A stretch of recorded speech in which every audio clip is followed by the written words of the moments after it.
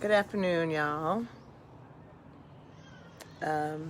So I decided to do a pre-umptu live video. I'm gonna try super hard not to cry because I guess crying's okay. But so I wanted to come on and talk about George Floyd,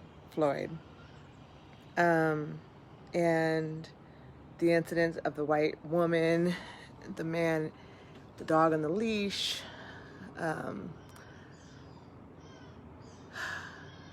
It's Ahmaud, Brianna, the most recent hashtags. And I think that I want to say a different perspective. Not a different perspective, but another side of it, from being victimized and having to continually watch these videos and continuously watch the hashtags. It's so hard to get up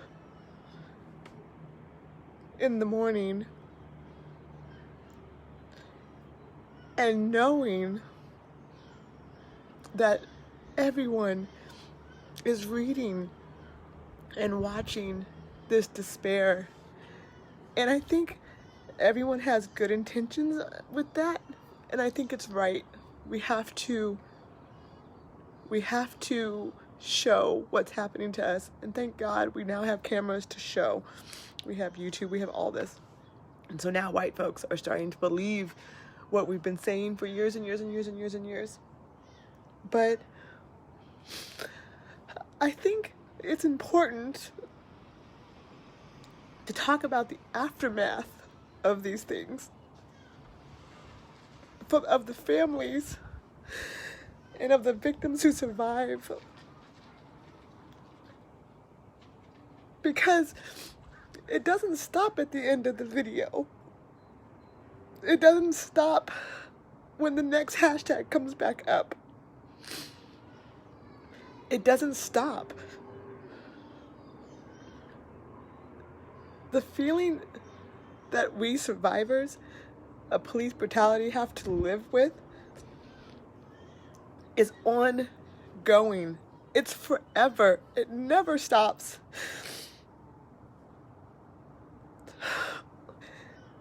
I was brutalized in 2015. It's 2020, and I am just now able to cry when I see other people being brutalized like that. Before, I used to feel numb. I didn't feel anything. There was no feeling. I couldn't take it in. My body was numb. I still, 5 years later, have issues with my body that was injured in that assault. It took me 2 years to recover from my concussion. My right side of my body, I have now an automatic response to stress that mimics the injuries that I got that night. So no matter what happens, it will always be with me. And so finally, 5 years later, I can see a name, and now I can feel it. Now, 5 years ago comes back, and I can feel it. I can feel not knowing. I can feel the pain. I can feel that cop's knee in my back. I can feel his hand in my hair. I can feel him hitting my head against the ground. I can feel it. It took this long just to be able to feel the anguish of my family not knowing what happened. The embarrassment, the shame, the ideas that somehow, as much as we are in this country and we are in this fucking city, the work that we do in the community, we're educated, we're highly educated, and yet my life absolutely didn't matter.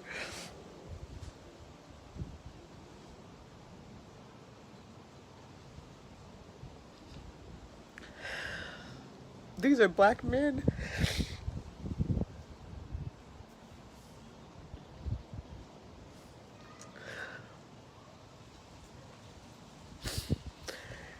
It's just, I was so lucky. Everyone always says, at least you didn't die. That shouldn't be what happened next. That shouldn't be the at least you didn't die. Those cops are not in jail. Those cops didn't get reprimanded. Nothing happened. We went to court. Nothing happened. I got dragged through the mud. My picture was all over the news internationally. I guess, thank God, I wasn't a hashtag. You guys, we gotta do better. It's only okay because I made it back. It's only okay because I lived. But then what? Every time this shit rolls across the news, every time,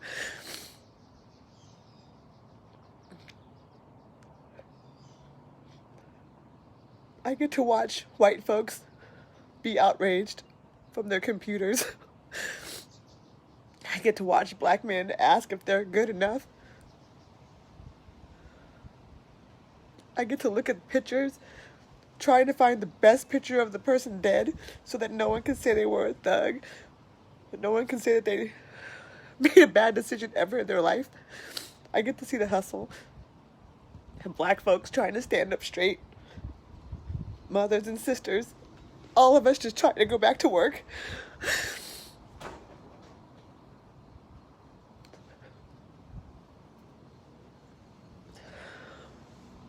I just wanted to say something because it doesn't stop when the next hashtag pops up.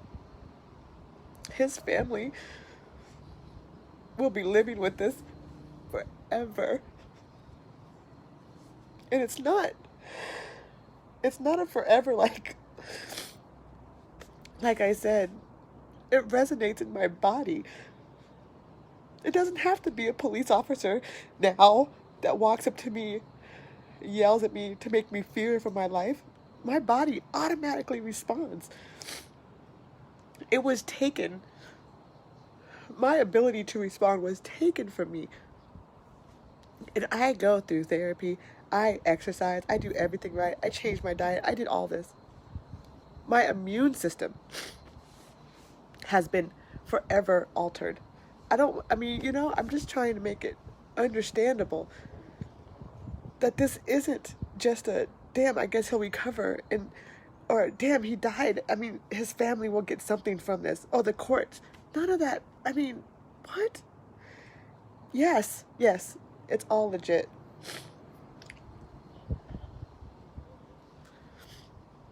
It's all legit. I just wanted to bring up the idea that this brutality, this people who haven't experienced the vicarious trauma, that shit builds and builds and builds up. I don't know why we're not more violent. I don't know where that went. But I do know from my own personal experience with police brutality, it's been 5 years, like I said. And I'm just now able to feel again. Feel it. I can emotionally feel it. Like I said, my immune system, something stressful happens to me, you know. That police officer, those police officers fucked up the right side of my body. And then you can't tell. I can lift weights, I can work out, you wouldn't be able to tell at all. Until I get stressed out about anything that's, emotionally stressful. My brain has rewired my reaction to stress. So at that point, something comes up, it rewires to when I was beat down. So the injuries that I sustained from when that police officer beat me down, that's what pops back up. It doesn't matter. My brain sees danger in situations and it reacts to the most dangerous thing I've ever been against. It was that white police officer beating my ass for nothing, for protecting my son. But like I said, this isn't really about me. It's not about me, actually, at all. I just want people to understand it doesn't stop. It doesn't end at the end of that hashtag. It doesn't end when the next hashtag comes up. This reality that we live in, this black folks living here in the United States, doing our very best. We're not trying to be seen as human. We are fucking human. We're not trying to be heard. We're talking. We're speaking. This is not our problem. Surviving is, though. Surviving white folks' fucking issues are a problem. And then afterwards, I'm supposed to be thankful that I wasn't killed. I'm supposed to be thankful that my son survived. And fuck you.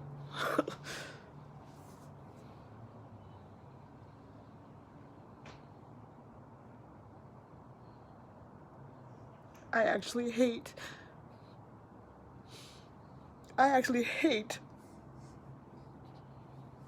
that I get nauseous when I see it on Facebook or anywhere. I hate that my immune system has traded in a protective system from threat that's around me at all times. So I have to now, watch what I watch what I see, everything. I hate that I can't jump up to protest because I'm not. Because 5 years later,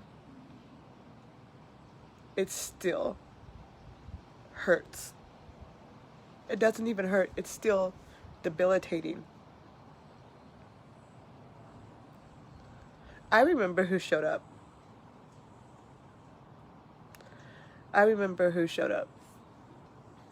I also remember who didn't. And people came to me afterwards when I mentioned it. And they said, what are people, they don't know what to say to you.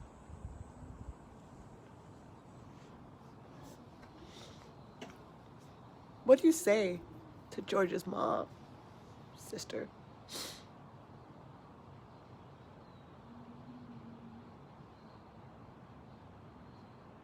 What do you say to Brianna's friends and mother? We know what to say to each other. This is not a black person problem. White folks can't understand the level of distrust and mistrust that we're allowed. Look at what's happening. We're allowed to wonder if you're legit. We're allowed to wonder why you're here. Why you keep calling my name. Why you keep asking me. Why are you in my space? I'm allowed to ask. Because if you're not showing up, you're not angry enough to get out of your house and go, how can I trust at this point? White folks, how? I'm not lucky to be alive.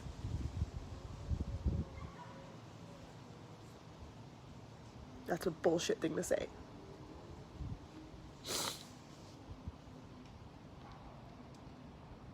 All 4 of those officers still work. No one gave a shit.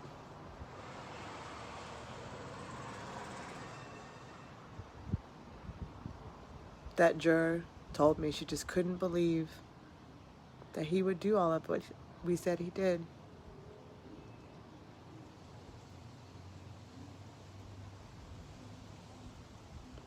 It's kind of like those artists, you know? It's like those artists that no one appreciates their music until they die. Is that what it's taking right now?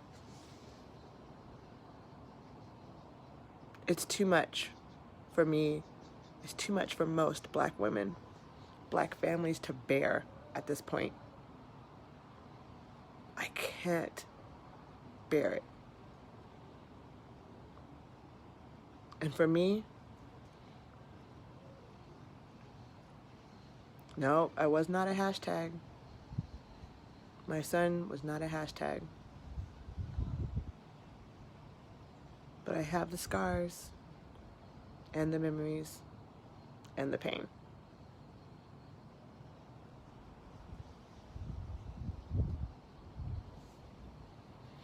All I'm saying is that I support everyone who's running out to the march on Sunday, 1 o'clock, Federal Building. Some young black folks in the community quickly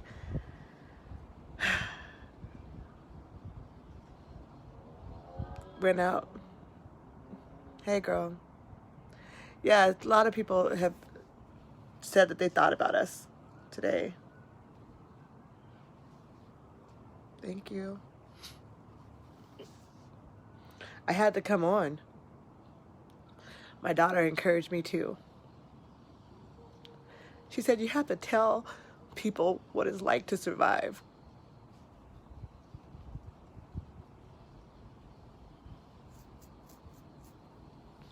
I don't think I've talked about it in public, really. I just can finally cry about it. But I'm mad that I can't fight yet. Because I know how quickly I could have been that hashtag, and then what would have happened to my children?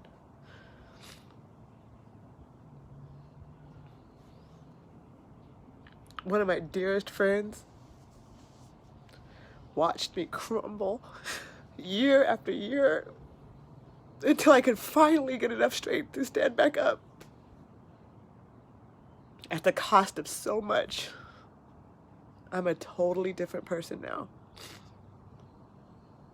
I'm okay with that part. I just need people to understand that this isn't like isolated incidents. This is not like a commercial. This is not like TV. These are snuff videos you're watching. These are people fucking dying on Facebook Live. This is not a video game. This shit goes on for years and years and years. Their families live with it for years and years and years. With people standing there watching with their phone. Years and years and years.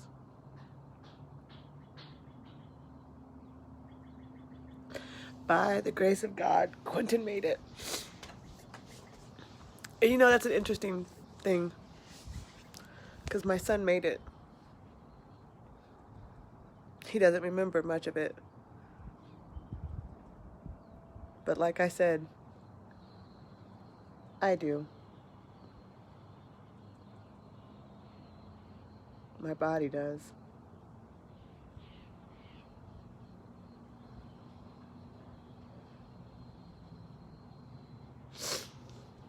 It's a sensitive subject because I don't like to tell my son's story because it's not my story. I was brutalized because I was his mother.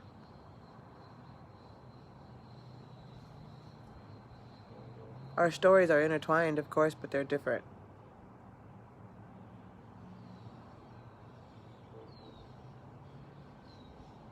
Yeah, most people remember.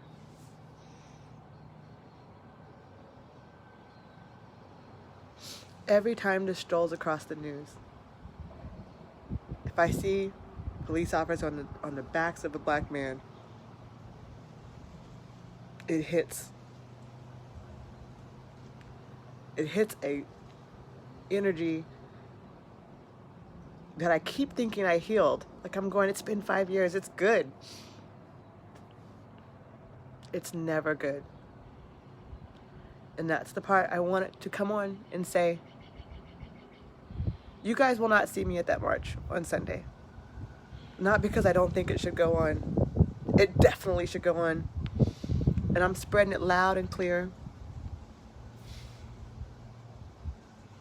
I'm not okay. If I have to lay down because I can't get up in the morning because another hashtag, I'm still not okay.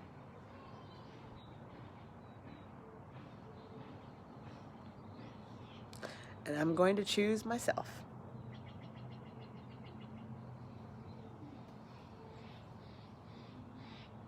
I'm still going to do a podcast. We're talking about white tears on Sunday.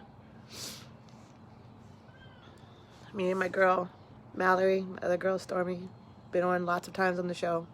I love them very much. They'll be very much on my show talking about it. But I wanted to process. And I wanted people to think about the aftermath of these families.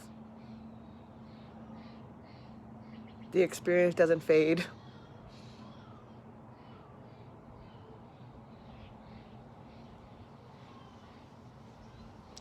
My dad always used to tell me that when you're driving, like you get your driver's permit, you're driving, and he's like, yay, you're learning how to steer.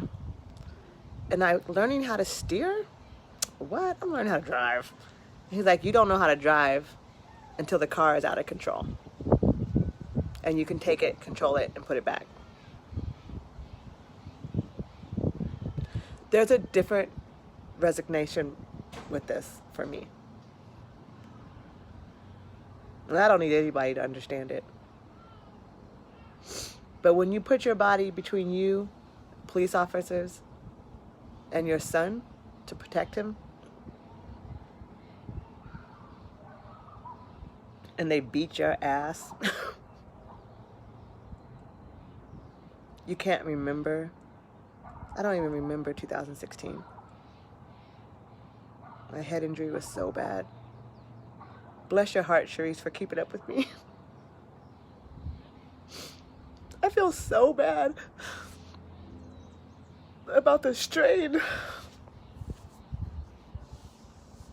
The strain that puts on the people that love you to take care of you. But thank God I didn't die, right? People keep saying that. Thank God my son wasn't a hashtag. Thank God I wasn't a hashtag. This is not the way human beings are supposed to survive. We're not supposed to live like this.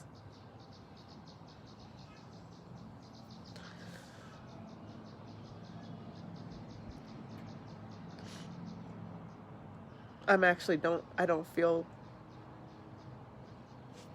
feel much stronger than I've ever felt. Resolved, because there's no question. I think that a lot of folks, black folks even like now, we question the legitimacy of the need to fight, like actually fight.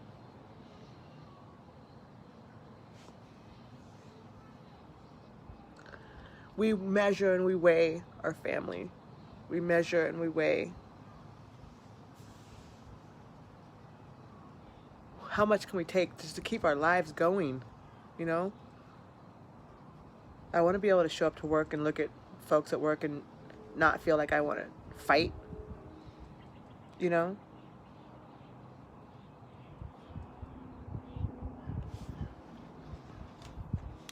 I want to be able to go to the grocery store.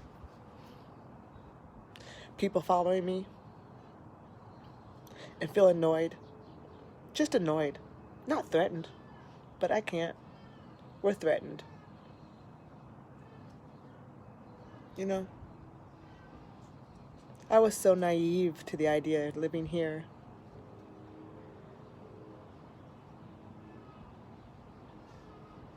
The racists keep their racism kind of to themselves, but not.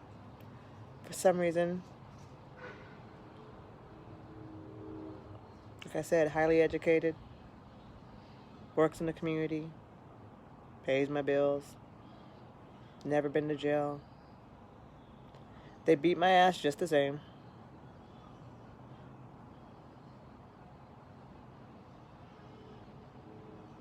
And now I get to be angry, right? I'm not angry. The shit is just real. I have a son. I have nephews. You don't even have to have a son. You just gotta be black. Black enough for them to tell.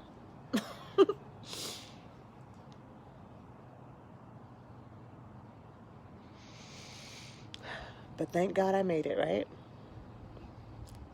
I've said it several times already. It's a bullshit thing to say.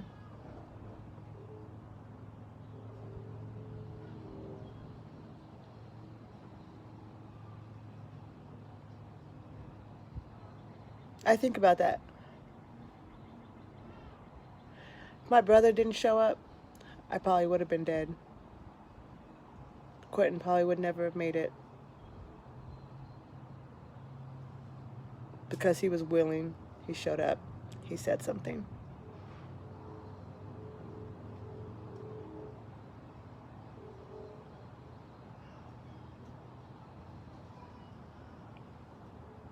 How did these motherfuckers get so much power in our lives that we can't run up and feel like we can stop them from choking someone to death?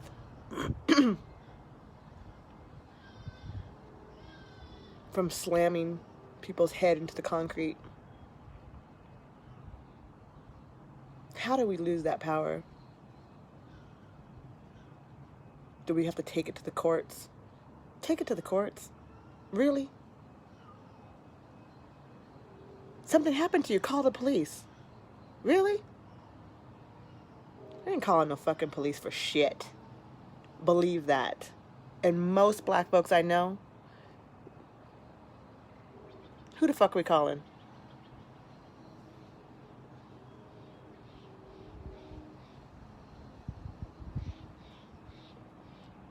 We gotta build.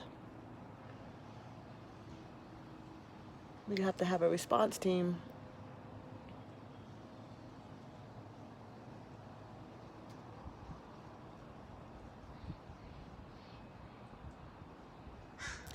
People don't intervene because it's them against us.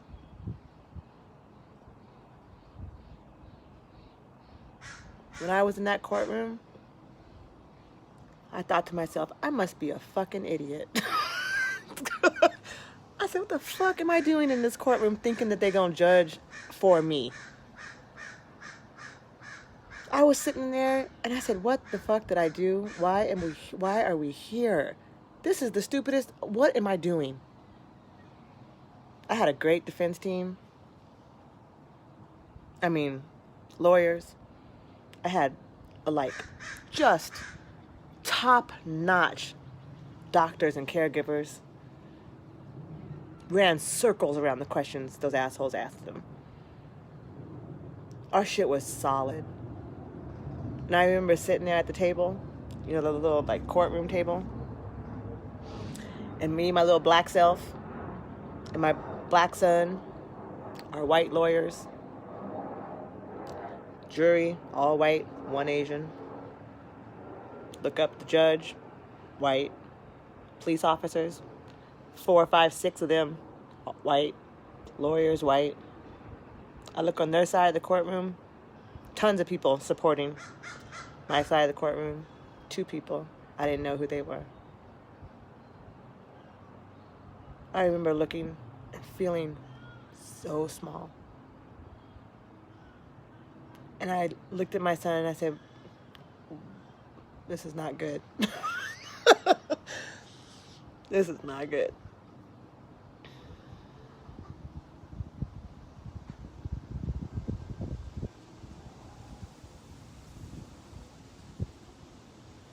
It was not good. Well, y'all knew we lost. You don't see me with no, didn't get no money to buy my property. So I could stay safe away from the folks.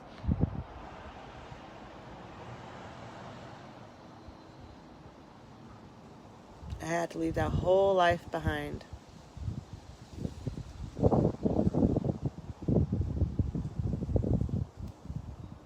So thank God I survived, right? Thank God I wasn't a hashtag. Thank God my son wasn't a hashtag.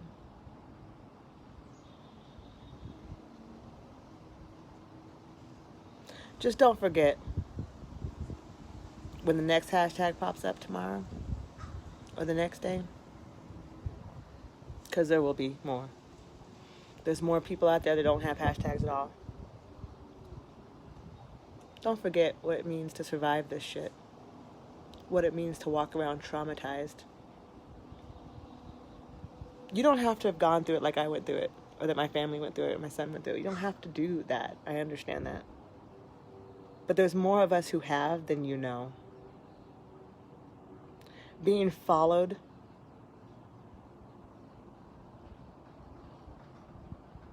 being questioned, your legitimacy as a human, that shit's traumatizing. Seeing this shit on Facebook, when it looks like your dad, it looks like your uncle, could have been my son. Yeah, we're traumatized. Looking at me, not knowing that I can feel this motherfucker's knee in my back 5 years later. Yeah, we're traumatized. So when you see black folks and we're keeping our cool, we're not coming upside your head, and we're not losing our shit, you have got to implore the highest amount of respect for that restraint. Because we're out here just happy to not be a fucking hashtag.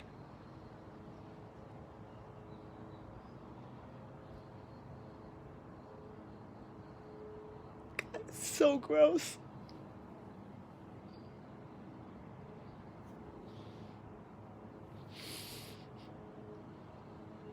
It is so gross. Oh, God.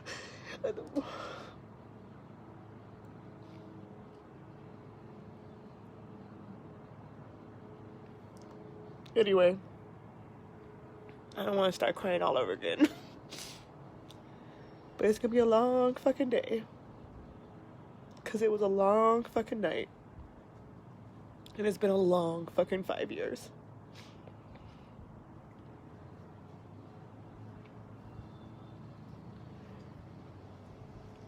So hug on each other, black folks.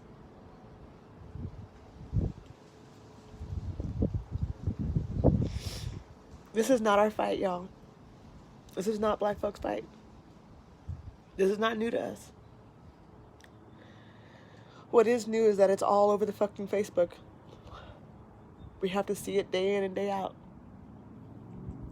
But we already knew this was happening. Our mamas told us. Our daddies told us. We saw it. We were it. We lost cousins. We lost brothers.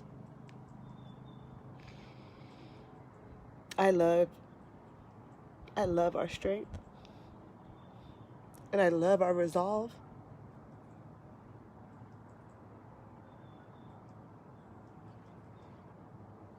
But we don't, that shouldn't be the only way that we're living our lives here, y'all. Them white folks sitting next to you, you better cut them. If they not jumping up before you do, they're not out there at that march with you, you gotta let them go, y'all. We gotta keep it real.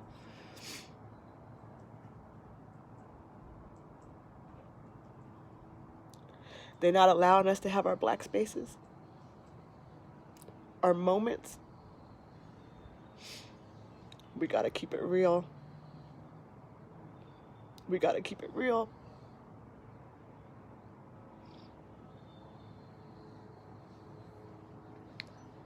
This is 2020, y'all. It's not a negotiation. Come on. It's been too long. Police brutality ain't new.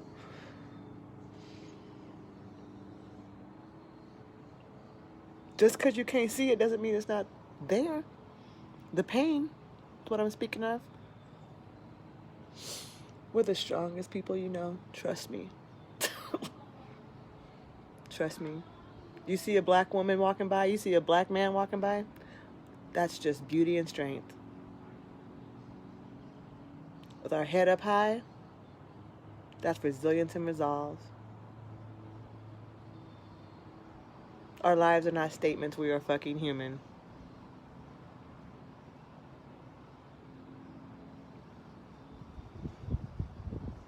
Our experience is not experimental. It's live and it's real.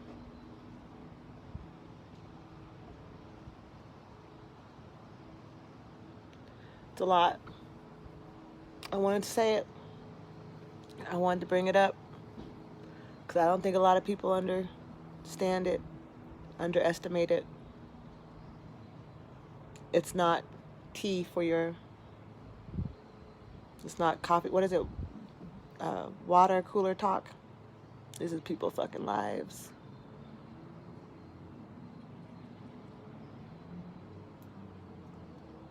It's not that there she goes again bullshit. This is people's lives.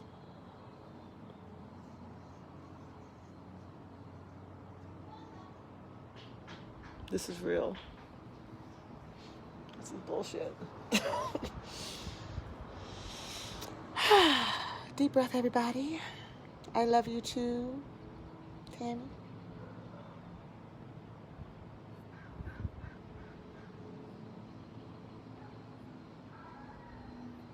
I'm glad we're in a space.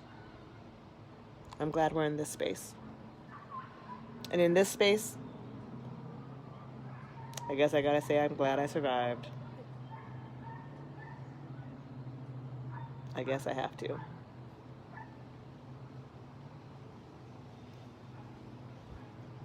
So, that's some food for thought for y'all. Thanks. I had to say it. I wish I this is the time to step up. Everybody who's going to be out there on Sunday, more power to you. When I feel like I could be a backbone for this, I will. I'm going to reserve my space to heal from my trauma. 5 years is not a long time. I think I used to tell my friend, the police officer that showed up at the door, I used to have to see him at my gym. We would act like we didn't see each other. But he was watching me.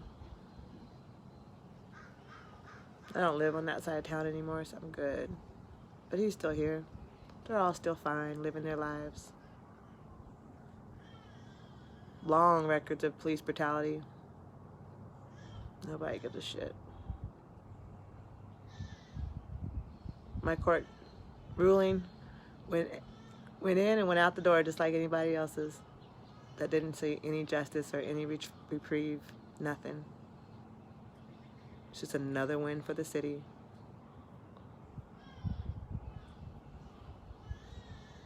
Be mindful. We're out here surviving. It was 2015.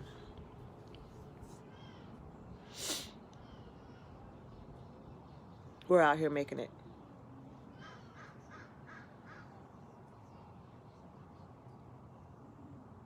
I've done well. But when these snuff videos show up and I see them looking like they did on my son, looking like they did with me, it hits me. And I can't. But I feel better because I can cry now. I'm not scared anymore either. I used to be scared because I couldn't remember. My concussion was so bad I couldn't remember. Not, I can remember the incident, of course. My body won't let me forget it. But I used to be scared because I thought, I'm out here in the world and I don't have all of my senses.